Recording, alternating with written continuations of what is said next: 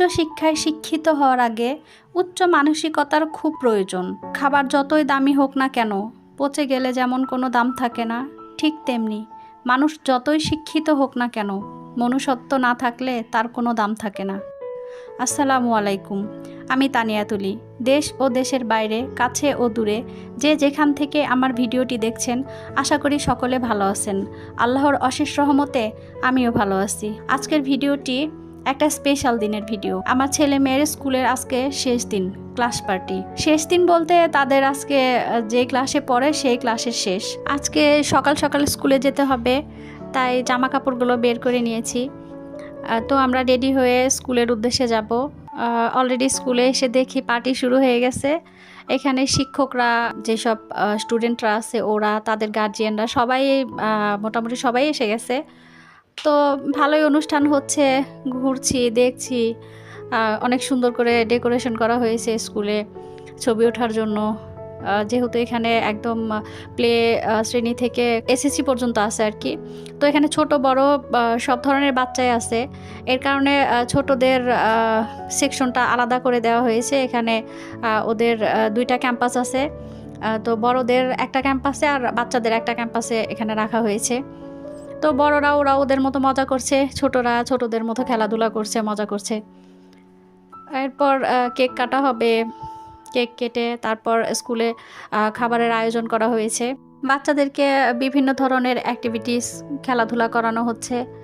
তো এখানে আজান আর আজানের ফ্রেন্ড, আমরা ছোটোবেলায় যে খেলাটা খেলতাম, সবাই মিলে ট্রেন হতাম আর মাঝখান দিয়ে যে যাবে তাকে আটকানো হতো। তো খেলাধুলা শেষে বাচ্চাদেরকে আবার বড়দের কাছে নিয়ে আসা হয়েছে। অনেক জোরে গান বাজছিল, গানের সাথে সাথে নাচছে। এখানে আমার আজানও নাচানাচি করছে। আর টিউলিপ যেহেতু একটু শান্ত স্বভাবের, ও এসব অতটা পছন্দ করে না।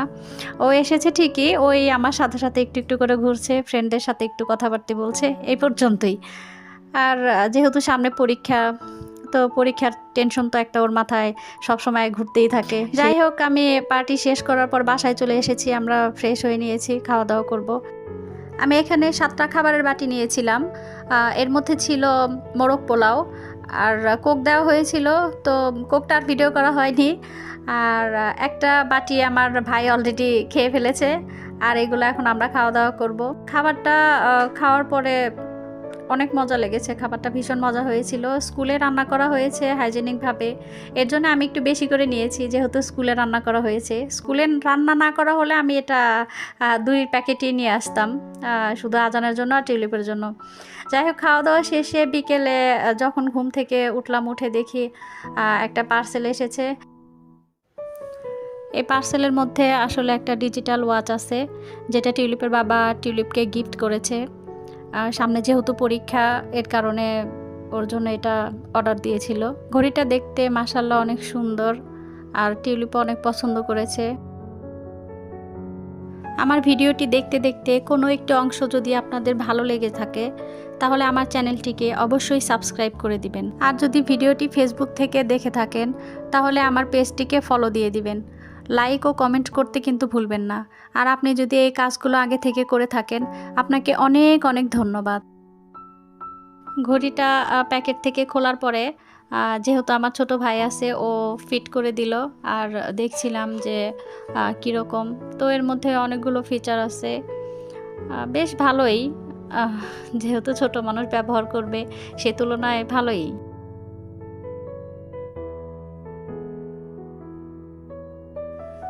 গত দিনের ক্লাস পার্টি থেকে যেহেতু অনেকগুলো খাবার এনেছিলাম, তো আমরা দুপুরে খেয়েও আবার খাবার বেঁচে গিয়েছিল। রাত্রে ওগুলো খাওয়া দাওয়া হয়েছে, আর রান্না করিনি। আর গত দিনে আমি আজানকে নিয়ে একাডেমিতে গিয়েছিলাম বিকেলে ড্রয়িং ক্লাসে। তো এখানে এক ভাবি আমাকে এগুলো গিফট করেছে, ওনার গ্রামের বাড়ি থেকে এনেছে। এখানে যে কচুটা দেখাচ্ছি আমি, এটাকে আমাদের সিরাজগঞ্জের মানুষ আমরা এটাকে মৌলবি কচু বলে থাকি। আর এখানে ভাবির মা লতি পাঠিয়েছে। লতিগুলো একদম কেটে সুন্দর করে পাঠিয়েছে, শুধু এটা ধুয়ে রান্না করতে হবে। আর দিয়েছে করলা। তো করলাটা নাকি আন্টি অর্গানিকভাবে চাষ করে মানে বাসায় খাওয়ার জন্য করে আর কি। তো যেহেতু করলাগুলো অনেক বড় বড় ছিল, আমি এখানে একটা করলা সাথে একটা আলু দিয়ে ভেজে নিব, যেহেতু আমি আর আজানের বাবা খাবো। তো করলাটা সবসময় আমি চেষ্টা করি অনেক পাতলা পাতলা করে কাটতে। পাতলা পাতলা করে কাটলে কি হয়, করলাটা তেতো কম লাগে। আর সবসময় চেষ্টা করি যে চুলার আঁচ যেন একরকম থাকে, কিংবা মিডিয়ামের চেয়ে আর একটু হাই। তো একরকমভাবে চুলার আঁচটা রাখলে কি হয়, করলা ভাজি করলে যতটা তেতো লাগার কথা ততটা তেতো লাগে না। করলা তো তেতো লাগবেই, তারপরেও একটু কম লাগে আর কি। আর আমি এখানে লতিও রান্না করে নিয়েছি, সেটার ভিডিও করা হয়নি। ভিডিও করলে দেখা যাবে যে ভিডিও অনেক বড় হয়ে গেছে। আমি আজান আর টিউলিপের জন্য মুরগির মাংস ভুনা করব। তো রান্না করতে করতে হঠাৎ করে গ্যাস চলে গেছে, তাই আমি মুরগির মাংসটা রাইস কুকারে রান্না করব। আমি সবসময় মুরগির মাংসটা লেবু দিয়ে মেখে আধা ঘন্টা খানেক একটু রেখে দেই। তারপর যত রকমের মশলা দিতে হয় মুরগির মাংস ভুনা করতে, সব মশলা একসাথে করে মেখে মশলাটা আমি 10 থেকে 15 মিনিট রেখে দেই, তারপর রান্না করি। তো আমি এখানে rice cooker plus curry cooker যেটা আছে সেই কুকারটাতে রান্না করব। আসলে এই কুকারটা কেনা হয়েছিল যে হঠাৎ হঠাৎ মাঝে মধ্যে গ্যাস চলে যায়, তো তখন তো বিপদ হয়ে যায়। এর কারণে এটা কিনে রেখেছিলাম যেন গ্যাস চলে গেলে বিপদে না পড়তে হয়। আমার কাছে মনে হয় যে সংসারের প্রতিটা জিনিসই একটা আর একটার সাথে সম্পর্ক আছে। প্রত্যেকটা জিনিসই আমাদের প্রয়োজনীয়। তো যখন আমি রাইস কুকারটা কিনি তখন মনে হয়েছিল শুধু শুধু কিনলাম, গ্যাস তো আছে, কি দরকার। তো এখন মনে হয় যে হঠাৎ হঠাৎ গ্যাস চলে গেলে যে বিপদটা, সেই বিপদটা তো আর এখন হচ্ছে না। এখন এটা তো আমার অনেকটাই উপকারে আসছে। আমি যেহেতু মাংসটা ভুনা করব, তাই এটাকে ভালো করে কষিয়ে সামান্য পরিমাণ পানি দিয়ে সিদ্ধ করে নামিয়ে নেব। আমি ভিডিও শুরুতে কিছু কথা বলেছিলাম, কথাগুলো এরকম যে আমরা শিক্ষা অর্জন তো করি, শিক্ষিত হই, কিন্তু আমাদের কতটুকু মনুষ্যত্ব আছে।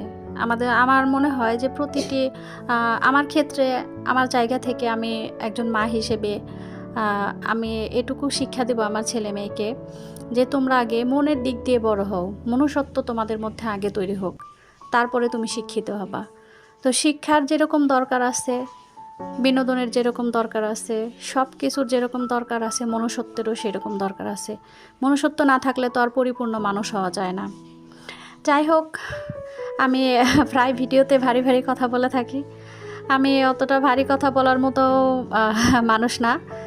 এখন গতকাল যে পার্টিতে গিয়েছিলাম, তো ড্রেসগুলো ধুয়ে শুকাতে দিয়েছিলাম, এগুলো একটু ভাঁজ করে নিচ্ছি।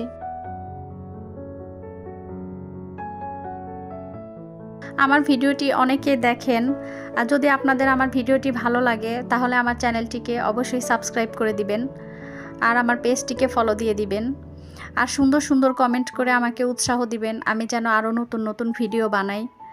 আপনারা যদি আমাকে কমেন্টে সুন্দর সুন্দর কথা লিখেন তাহলে আমি মনে সাহস পাবো যে না, আমার ভিডিও ভালো হচ্ছে, সবাই পছন্দ করছে। তো আমি চেষ্টা করব আরও সুন্দর সুন্দর ভিডিও আপনাদের উপহার দিতে। আমি চেয়েছিলাম যে আমি জর্জেট কাপড়ের যে জামাগুলো হয় কিভাবে ওয়াশ করি সেটা আপনাদেরকে দেখাবো।